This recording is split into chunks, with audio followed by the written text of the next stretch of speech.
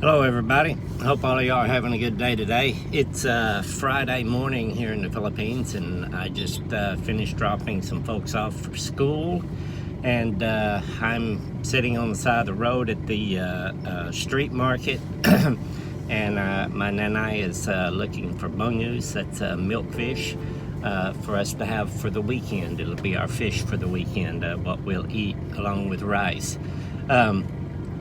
Last night I had been looking into some things about the story of Samson. Some time ago I did a video about Samson, and I've used little pieces of that story in other videos about how they gouged out his eye and he slept with a prostitute, the false religions and stuff. And how the honey in the lion's carcass was the word of God. And I don't mean words written on paper, I mean the literal voice of God, the Rhema, the inner voice. But last night I was looking through some things, and that the story of Samson is just loaded. And I caught myself going down so many different rabbit holes last night, looking into the wording, the Hebrew wording in that story, and it'll just blow your mind. And so I'm hoping in the next few weeks to work on some videos about Samson. I'm also going to work on one about the morning stars, Lucifer. And in Job, when the morning stars, not star, the morning stars sang. I'm going to do a video on that and share my opinion and observation of who Lucifer is. But until then, I wanted to speak just for a minute about the church system that we see today. All right. Most of pretty much all of the 42,000 denominations of Christian churches, all based on the Bible, based off of the Bible today, all follow this outline that was made by Paul, the Apostle Paul. And as far as getting elders and deacons and not letting women speak in the church, what they call the church, even though it was never called the church. It was called the ecclesia, those who have been called out, those who've heard the voice of God. All right. That word church was a Scottish word that was added called kirk, and that means establishment or organization. All right. Jesus didn't die on the cross to establish a new religion or a new organization. All right. He died on the cross to destroy that. But all the churches today are built off what Paul had written in his letters to the 7 churches, 7 congregations of the ecclesia, all right, the 7 areas where they had been called out. Jesus told his disciples, he said that to go out and spread the word to the whole world, all right? And whenever you look at that word in the Greek, they were very, very specific at what words they used in the Greek, okay? And world and whole world and stuff like that, people have this carnal ideology, well, it's the entire earth, every single living human that's walking the earth, and when that's finished, the end will come.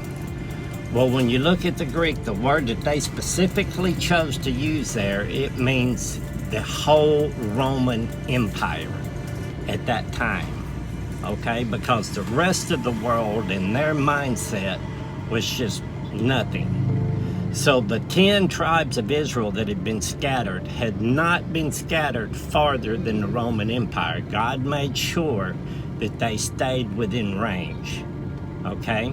And Paul even mentioned later that the gospel had been preached to the whole world.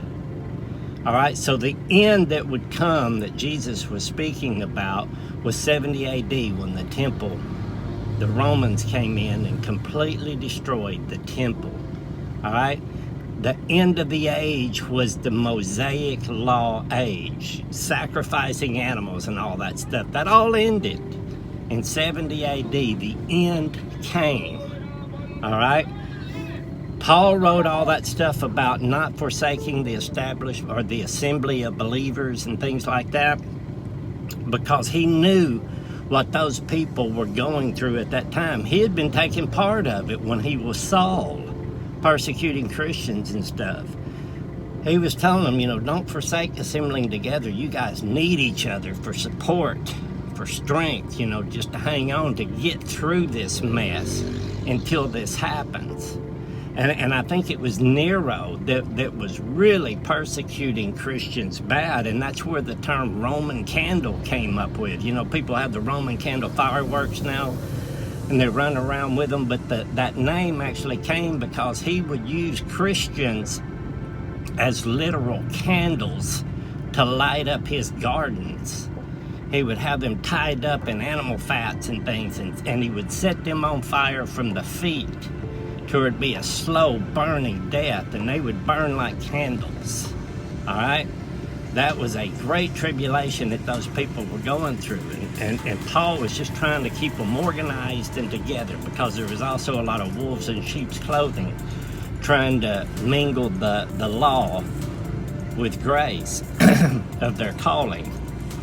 So everything that you see today is based off something that wasn't meant for us. All right? We're in the age now of having a spiritual relationship with, or a spiritual connection being unionized, being brought back to the Father. All right? And not being in buildings that they call churches and tithing and all this stuff. We're to be helping out one another in this age. Most of these buildings filled with people who call themselves believers, they're not of one accord because they haven't experienced the love of God. They're not beloveds, all right? They haven't sought after God. They haven't knocked. They haven't done any of that. They just went according to a doctrinal belief, and now they're members of these organizations, these establishments, all right? So if they tell you, well, you're forsaking the assembly of believers. No, you're not. If you're not going, if you refuse to go, because that's not real believers. All right? The age that we're in now, we're in the age of all those who will seek, all those who will knock, the door will be open. All right? And you can't get there by your physical works, keeping certain days holy, not eating certain foods and things like that. It's about humbling yourself. All right? Paul, his name was Saul. All right? And Saul, there was a king named Saul, their first king, and he was very proud and he was punished. All right? But Paul, before he was Saul, and then he was changed, and his name was changed to Paul, and Paul means humble. All right? Saul became humble, and he got knocked off his horse. All right? He met God. All right? He experienced the love of God. He was a beloved. All right? That's what we're all supposed to do today. We've got to be humble. You got to get rid of your ego, your pride, and all that stuff, and you will find God. You got to dig through those layers, those tiles, Anyway, I just wanted to share that with you guys. It's everything that you see today is based off something that Paul wrote 2,000 years ago, and it was never meant for us.